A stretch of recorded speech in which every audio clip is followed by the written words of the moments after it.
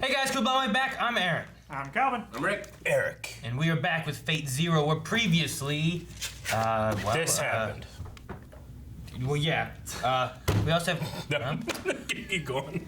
we had Kirei kill Tokiomi Yes, we did. and take this Gilgamesh for himself. Yep. Yeah, you did. Which we expected was going to happen, but it was still very satisfying and fun to watch. Yeah. Everything else didn't really matter. I think it was a ceasefire that doesn't matter. The most important thing, Saber has a motorcycle. Saber has a motorcycle. I like to ride my bicycle. Motor. I like to ride my Motor. bike. What?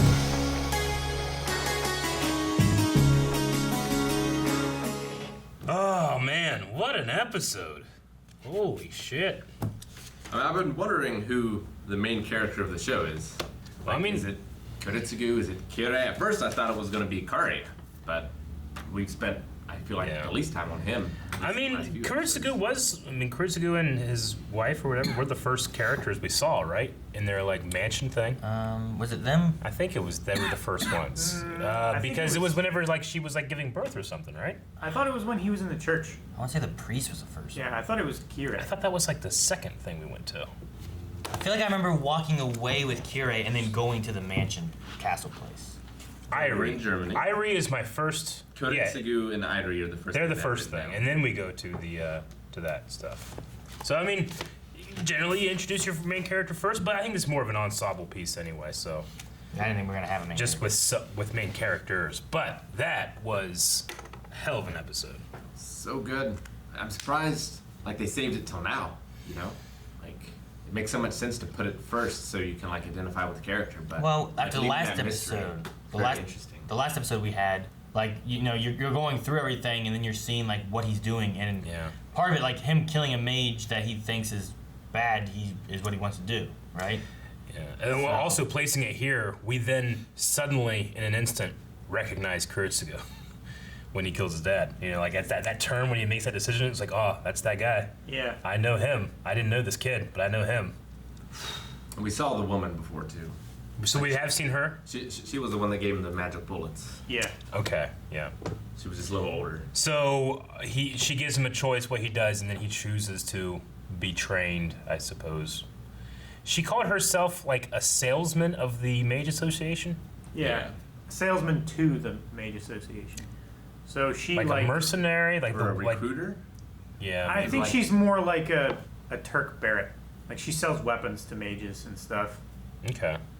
Why would she be there, though? Well, I think she hunts down the bad mages to get rid of them. I mean, I think that's the mage's job. Well, the mages... She might be looking for, like... The mages are attempting to cover up anything and anyone that knows whatever, but maybe they send them specifically, like they're trained to hunt and kill mages, especially ones that they think are bad. Maybe it's kind of like when you can hire like a private security like detail into like a war zone, you know? Like maybe. PMC. Yeah. Like you could have the military or the cops do this job, or you could hire Yeah. a separate I faction. feel like you wouldn't call them a salesman. Call them a To salesman. me, I kind of feel like she was just there looking for, like, resources to collect and either use to make weapons or... I mean, like, could it be that she's a salesman for the mages selling her ability? Yeah. Yeah, because I mean, whenever she said like there are two groups down there, there's the Inquisitors and there's the Mage Association. It almost made it sound like she was talking like, and she's like a third group, just being hired by the Mage Association. It's kind of the way I took it. Which right now, Kuretsugu kind of is that, right? I mean, that family gave him what we thought was their daughter, but it turns out being this homunculus they created, and he's fighting for that name, but he's not them, you know. Which family did he marry into? Einsbergs. Einsberg, Aaron. Remember that. Well, I was just wondering because his last name then is Emiya.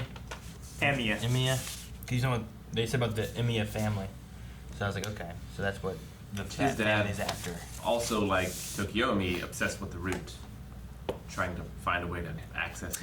Yeah. He said that, you know, the mage who is able to access the root must be immortal because it takes so much time to, takes longer than a lifetime. Do it. Yeah. The Grail is just kind of like, they've speculated, just kind of like a portal or an instrument to get you to where the root like a is, channel. right? That's what Tokiomi wants to use it for. I mean, it's kind of similar to like, you know, some of the people leading in extending life now are actually being funded by like space organizations, because if we're ever going to travel to a distant body, you need one, either the ability to have generations on a ship or really long life, you know? So like extending like, you know, freezing or a ship techniques. that can go fast enough in a single lifetime. Yeah, well, exactly. But I mean, right now there's no way of going past light speed. So and even that with that, it's gonna take us a really long amount of time. So it's about trying to extend life. You know, more than a lifetime just to get to the closest. Yeah, just to other get to solar light system. speed. And then once you get a generation there in some way, then they need to be prepared to be able to make life there. So I'm just saying, like in our world, like traveling these distances is being tied with extending life, and here it's happening the same thing, just with fucking zombies. Vampires. Which I mean, it makes sense. Like that, the thing that makes this flower become immortal is literally what makes these people the living dead. Kind of, yeah. You know. I wonder how the flowers stay alive though. Like, do they need blood?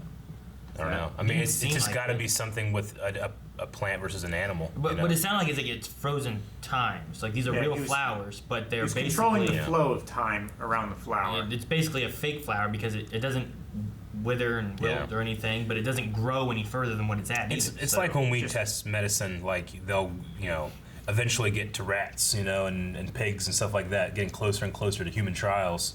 And then when you hit something like a human trial, it's like, well, we didn't see this coming because it's just different. Yeah. Things interact differently with different species and different plants and that kind of thing. Man. Super effective episode for 20 whatever it is minutes. Yeah.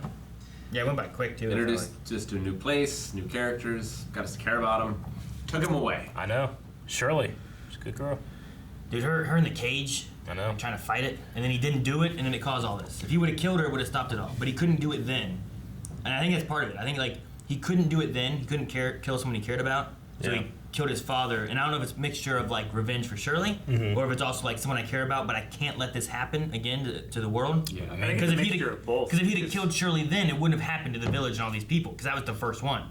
Yeah. But he didn't do that. But if he kills his dad now, maybe he can prevent it from happening to another village or another place. Which is exactly this is why he has the Holy Grail world at all. It's to do what he needs to do to stop this from ever happening again. With that great violent act of killing his own father, he saved another village from the same thing happening. Which the father was even like, I figured something like this would happen. That's why I have a boat stashed. Yeah, you know? it wasn't like he was like, no, I can't believe this happened. He was like, wow, I prepared something to escape. It's also why I think he asked like the lady, like, are you good? You know? I think it's also why he asked if he went into his workshop, because he was possibly ready to kill him had it been him that went in and did that, because he knew it was missing. You're right. But like there was also no indication that the father had experimented on people before or like was planning to, right? Well, I think he was planning to, because he said when Kiritsugu told him about Shirley, is like, oh, she just gave me an answer that I wasn't ready to ask yet. It's also possible that something like this happened before because they had only just kind of recently moved here too. So what happened to the previous place they had to leave? Probably not exactly this, but maybe something similar that the kid didn't understand and now he does understand. I don't know. That's just speculation, but He also had the demon stuff and whatnot too. So like it could have also been those stories of the place and the demons could have been the father having worked on someone else creating a possessed individual, and that also pushes the story of the folktale. Yeah, like how long have these dead apostles been around? Like if they've been around before the father and they can be created by other means, and he's just using that research to try and figure out a way to take away bloodlust, or did he create dead apostles? I'm assuming that he took existing research because like it has that name and that's what he recognized the name as. Yeah, I think it's like just a tweak it. Magical creature that exists in the world. The mages keep a secret, but he harvested some of the poison or whatever it is that transfers the curse. It's so silly for her to go and drink something when she had a flower that she was practicing stuff with, and it died like in a day, just dead. Well, she drank his formula though. I still wouldn't have done it. No, I wouldn't either. I also wonder what happened to his mom. Like, why wasn't his mom in the picture at all? Do you think find that out. She just did it like that, or did he like manipulate her into doing it somehow? Because Kuritsugu is like, "Are you gonna use me like you used her?" I don't think he manipulated her, No? because otherwise he wouldn't have had the "Did you go into my cabin?" thing, right? Yeah. He would have been expecting it or something. I mean, maybe he always meant to do this somehow, and it just happened early. I don't know. That's what I'm saying. I'm trying to like give context to that line. Like, are you going to use me like you used her? Well, there was the whole thing too about like, can you teach me? He's like, no, but Not until you're ready. but he could use her, and maybe that was part of it too. Yeah. I don't know. Well, the father also made it sound like she was his student and he was teaching her everything he knew, when in actuality she was just a gopher, pretty much, and he was waiting to actually teach someone until Kiritsugu was ready. Well, and it's dangerous to let other people into that sort of research. Yeah. Because she could tell the priest, and then Yeah. True. they could just come with pitchforks and stuff. Tell you what, when I see a bloodstained chicken, the first thing I think of is that, KFC. nope, I'm thinking of Legend of Zelda. I'm thinking that someone hit a chicken too many times and then they swarmed and killed someone. The chickens? Yep. In Legend of Zelda, if you hit a chicken 3 times, it will call for help and other chickens will swarm you until you die. Why a bloodstained chicken? How would many do that? chickens? Because I'm thinking about chickens killing someone. But the chicken's dead. No, the first chicken we saw was alive, just covered in blood. Yes. How many chickens swarm you, and from where? Which game? All of them, pretty much. But, I mean, if you just want to take Breath of the Wild, it happens there. You can actually take a chicken from somewhere, throw it at an enemy, and if the enemy hits it, chickens will come out of nowhere and kill the enemy. Doesn't matter what it is, a Lionel, anything. It'll kill it. I've never had that happen. Yeah. I had it in Ocarina of Time. That's Oh, the yeah. one I've had it happen in. I mean, I think it maybe first happened in chickens in A Link to the Past. No, A Link to the Past is when it first happened. Yeah, if you hit a chicken, it'll go, blah, blah, blah, and you hit it again, it'll go ga, ga, ga, and then summon other chickens, and you either have to leave the area or you die. Nothing else. There's only those 2 options. You can't Leave survive. the area forever? There is a Smash Brothers. No, you can come back and reload. There is a Smash Brothers item that if you do it, I think like Yeah. it summons chickens that Yeah. attack for a little Are they bit. called chickens? They're called cuckoos. cuckoos, yeah. Cuckoos. But as soon as I saw it, it just instantly in my head, I'm like, oh, someone hit a chicken. And I had to say it. It's in my notes. I was thinking chupacabra. I suppose. It's a good episode. Yeah. I liked it. And it was cool being able to see, like, the Inquisitors. These are others like Kira. With the same blade. Yeah, with the same blade. Though he has 3. That one just looked like it had 1 blade. Maybe he just had one pulled out at a time. Maybe he just rolled a lot better than them. Well, he He was used 3 of them. a High Inquisitor. That's true. I think, too. Yeah. Yeah. It's awesome seeing this amazing animation, like Or in the granted. sunlight, Yeah. in the beach, and Yeah. just even like the loading of the gun. Like it made the scene so much more effective. Because And I mean, we didn't have the opening this time, but the opening, we always see Kiritsugu, like, growing, and it starts with him, like, with a flip-flop, like, on a beach. So I guess that is this, You guess that's the beach and I suppose. probably. Yeah. there's probably going to be another beach. Yeah. Thank you guys for watching this episode of Fate Zero. You can catch the next one right now over at patreon.com/blindwave. You can see full link there as well.